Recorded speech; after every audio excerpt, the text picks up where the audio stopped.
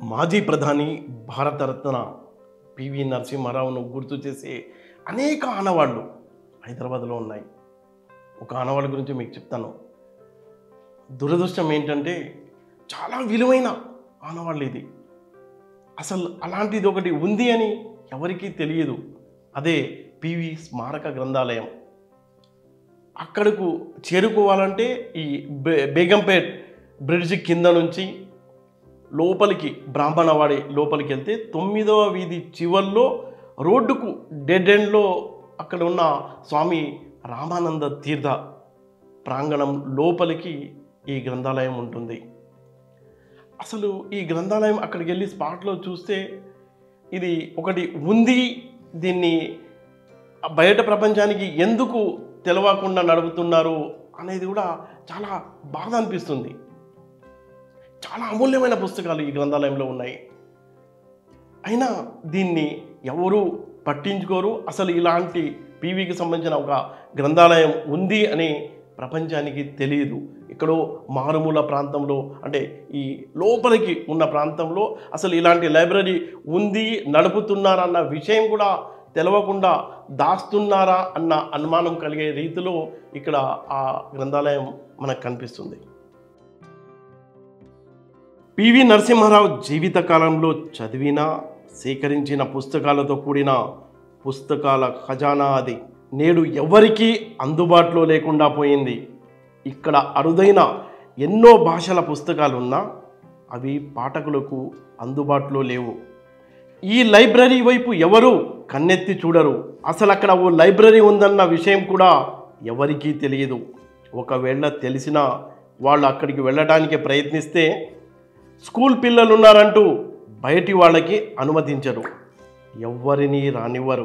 Federal Telangana బృందం ఓ మధ్యాహ్నం వెళ్ళినప్పుడు లైబ్రరీలో ఒక్క పాఠకుడు కనిపించలేదు. గ్రంథాలయం అనగానే అఫ్జల్గంజ్ సెంట్రల్ లైబ్రరీ గుర్తుకొస్తుంది, చిక్కడపల్లి గ్రంథాలయం గుర్తొస్తుంది.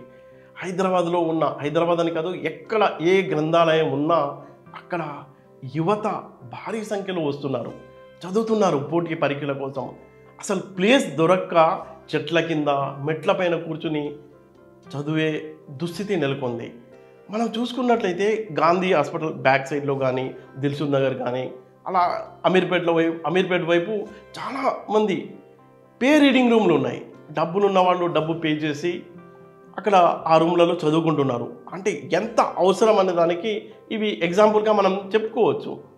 పేద మధ్యతరగతికి సంబంధించిన వాళ్ళు చాలామంది హైదరాబాద్ వచ్చి కాంపిటేటివ్ ఎగ్జామ్స్కు ప్రిపేర్ అవుతున్న వారికి ఈ లైబ్రరీలే దిక్కు. చాలా యూజ్ అవుతున్నాయి. ఈ లైబ్రరీలో చదివిన వాళ్ళు మ్యాక్సిమం, అసలు రిజల్ట్స్ కనుక కాంపిటేటివ్ ఎగ్జామ్లో ఉన్న రిజల్ట్స్ చూస్తే మ్యాక్సిమం అక్కడ చదువుకున్న వాళ్ళ ఉన్న జాబితానే ఎక్కువగా కనిపిస్తుంది. అయితే అంత డిమాండ్ ఉంటే పోటీ పరీక్షలకు ప్రిపేర్ అయ్యే పిల్లలకు, యూత్కు పివి స్మారక గ్రంథాలయం అందుబాటులోకి తెచ్చేలా చర్యలు తీసుకోవాలి. ఆ దిశగా రాజకీయ పార్టీలు ఎందుకు ప్రయత్నం ఇంతవరకు చేయలేదు అనేది పెద్ద ప్రశ్నగానే మిగిలింది.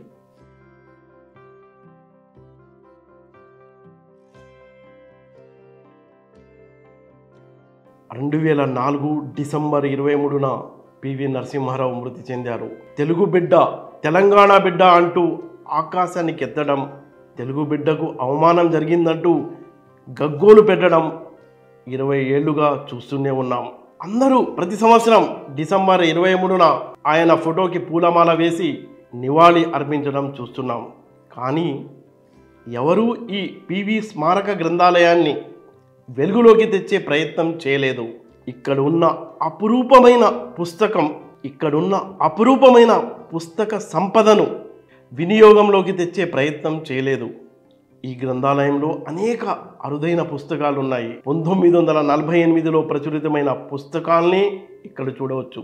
పార్లమెంట్లో పివి చేసిన ప్రసంగాలు, ఆయన రచన, భాష, శైలి, పద ప్రయోగాలు తెలుసుకోవడానికి రీసెర్చ్ చేసేవారు, రాజకీయ నాయకులు వచ్చి ఇక్కడ చదువుతుంటారట.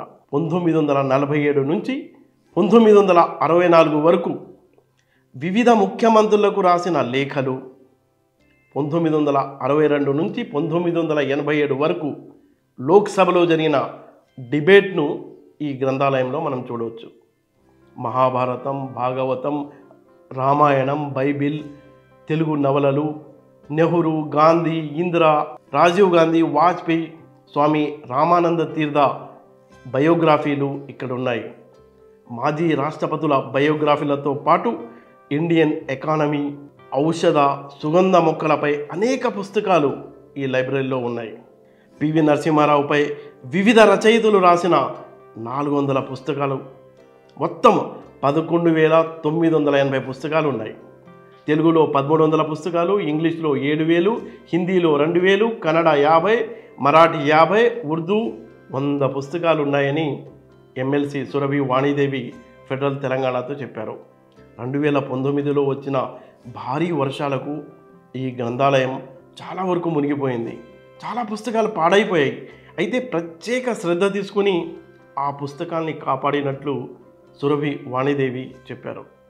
అరుదైన పుస్తకాలు నిక్షిప్తమై ఉన్న పివి పర్సనల్ గ్రంథాలయాన్ని ఈ తరం వారు అధ్యయనం చేసే కార్యశాలగా మార్చడానికి రాష్ట్ర ప్రభుత్వం బాధ్యత తీసుకోవాలని ప్రముఖ రచయిత, తెలంగాణ సాహిత్య అకాడమీ మాజీ అధ్యక్షులు జూలూరి గౌరీశంకర్ ఫెడరల్ తెలంగాణతో తెలిపారు. విశ్వనాథ సత్యనారాయణ రాసిన 1000 పడగలకు పివి హిందీ అనువాదం, ఇన్సైడర్ పేరుతో రాసిన ఆత్మకథ, పన్ లక్షత్ కోన్ఘే అనే మరాఠీ పుస్తకానికి తెలుగులో అబల జీవితంగా అనువాదం చేశారు పివి. ప్రముఖ రచయిత్రి జయప్రభ కవిత్వాన్ని ఆయన ఆంగ్లంలో అనువదించారు. పివి శత జయంతి ఉత్సవాల సందర్భంగా ఆవిష్కరించిన 9 పుస్తకాలని కూడా ఈ లైబ్రరీలో చూడవచ్చు.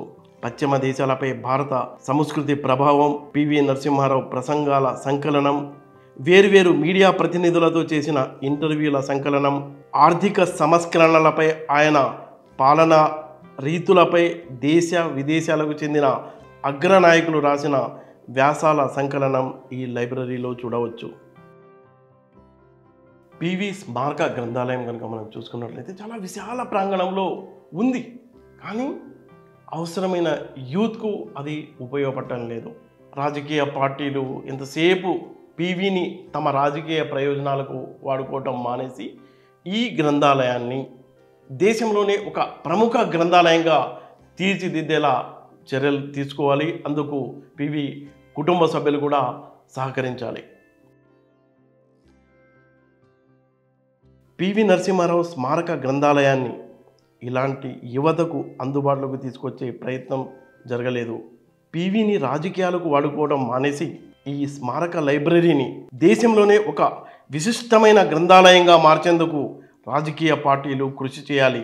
దీనికోసం పివి కుటుంబ సభ్యులు కూడా కృషి చేయాలి.